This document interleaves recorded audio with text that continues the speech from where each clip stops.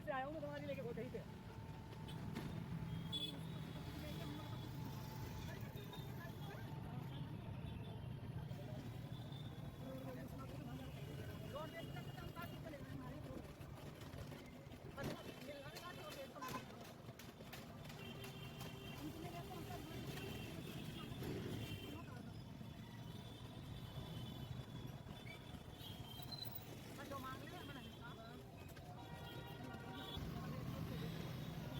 मेरठ।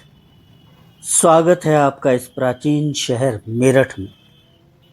सुना है ये शहर हस्तिनापुर का अवशेष है, जो महाभारत काल में कौरव राज्य की राजधानी थी। लोग तो ये भी कहते हैं कि रावण के ससुर मय दानव के नाम पर यहाँ का नाम मय राष्ट्र पड़ा, जो बाद में मेरठ बन गया। देखिए साहब, मैं कोई खोजी पत्रकार नहीं हूँ, ना ही मैं कोई प्रोफेशनल व्लॉगर हूँ। बस मैं तो एक अदना सा व्यक्ति हूँ, जो इस शहर से गुजर रहा था। अपने अदने से मोबाइल फ़ोन से कुछ वीडियो बना ली। इस शहर का जितना दरस मुझे हुआ, सोचा उतना ही आपको भी करा दूँ। कहते हैं कि रामायण में वर्णित श्रवण कुमार और उसके बूढ़े माता पिता की कथा का प्रसंग भी यही हुआ था। वे दोनों एक कांवड़ पर बैठे थे। यहीं मेरठ में आकर श्रवण कुमार ने प्यास के मारे उन्हें जमीन पर रखा और बर्तन लेकर सरोवर से जल लेने गया था। उस बर्तन की पानी में आवाज को सुनकर शिकार के लिए निकले राजा दशरथ ने उसे जानवर समझकर आवाज की दिशा में तीर चला दिया। सरोवर वाली कहानी वहीं खत्म हो गई। बाकी की कहानी आप जानते ही हैं। पापा जी दाल वाले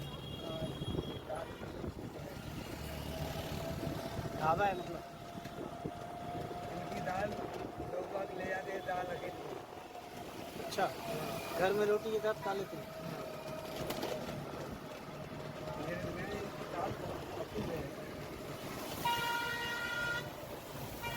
मेरठ शहर का नाम लेते ही जून 2024 में संपन्न हुए लोकसभा चुनाव में अरुण गोविल की जीत याद आ गई।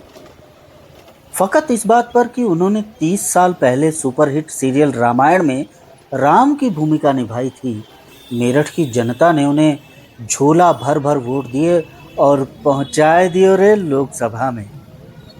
कुछ लोग इसे ध्रुवीकरण की जीत कहते हैं। खैर, देखते हैं इन 5 सालों में वे जनता के लिए कितना काम करते हैं।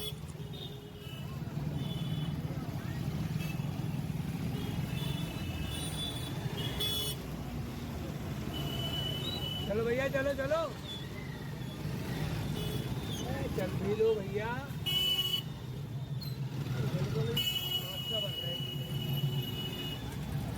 मेरठ अपने सांप्रदायिक दंगों के लिए भी खबरों में रहा है। एक बड़ी घटना जो याद आती है वो है मेरठ के बाहरी इलाके में बसे मलियाना गांव में 36 साल पहले हुई सांप्रदायिक हिंसा की, जिसमें 23 मई 1987 को 72 मुसलमानों को मार डाला गया था। अप्रैल 2023 में आई एक खबर के मुताबिक उस मामले में 41 अभियुक्तों को निचली अदालत ने बरी कर दिया था। वैसे मेरठ का नाम ब्रिटिश ईस्ट इंडिया कंपनी के विरुद्ध 1857 के प्रथम स्वतंत्रता संग्राम के लिए भी प्रसिद्ध है।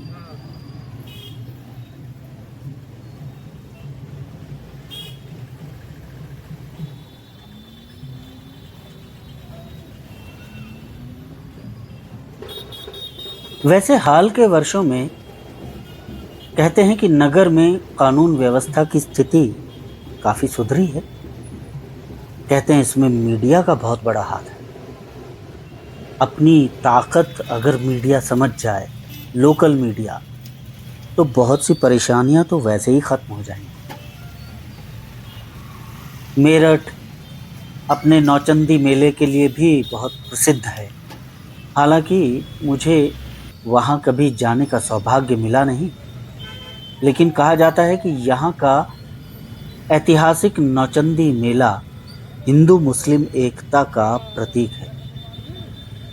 हजरत बाले मियाँ की दरगाह एवं नवचंडी देवी यानी नौचंदी देवी का मंदिर एक दूसरे के निकट ही स्थित है। किसी ने क्या खूब कहा है कि मेले के दौरान मंदिर के घंटों के साथ अजान की आवाज़ एक आध्यात्मिकता, सांप्रदायिक आध्यात्मिकता को प्रतिध्वनि देती है। ये मेला चैत्र मास के नवरात्रि त्योहार से एक हफ्ते पहले से लग जाता है और होली के लगभग एक हफ्ते बाद तक यानी कुल एक महीने तक चलता है।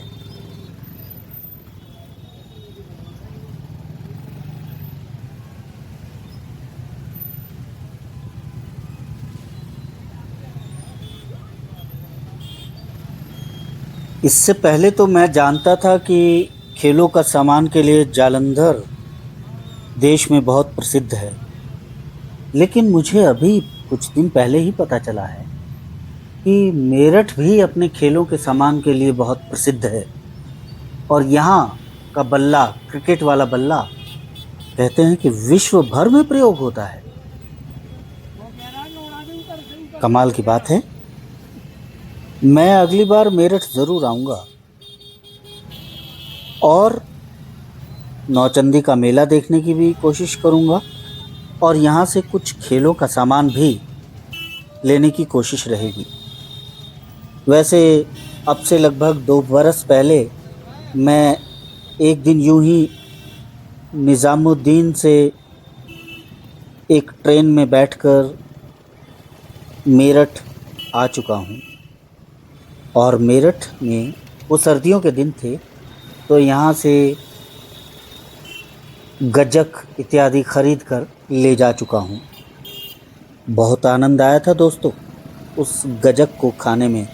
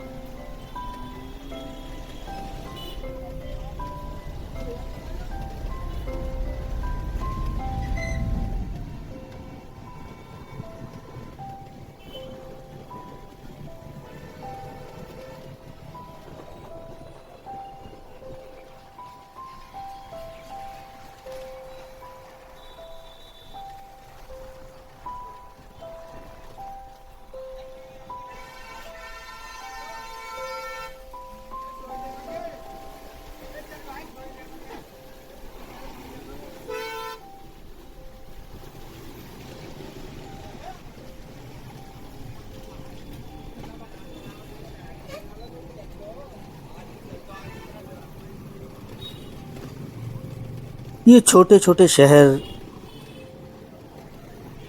इसलिए महत्वपूर्ण हैं कि ये बदलते हुए समय के साथ अपने को बदलने के प्रयास में भी रहते हैं, लेकिन अपने पुरानेपन को बचाए रखने में भी कामयाब होते हैं।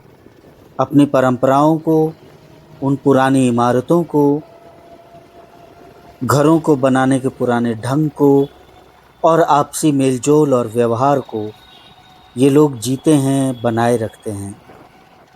वैसे दिल्ली मेरठ जो रैपिड ट्रांसपोर्ट कॉरिडोर बन रहा है, उससे मेरठ और भी करीब हो जाएगा और जल्दी ही मेरठ फिर से आने का मौका मिलेगा।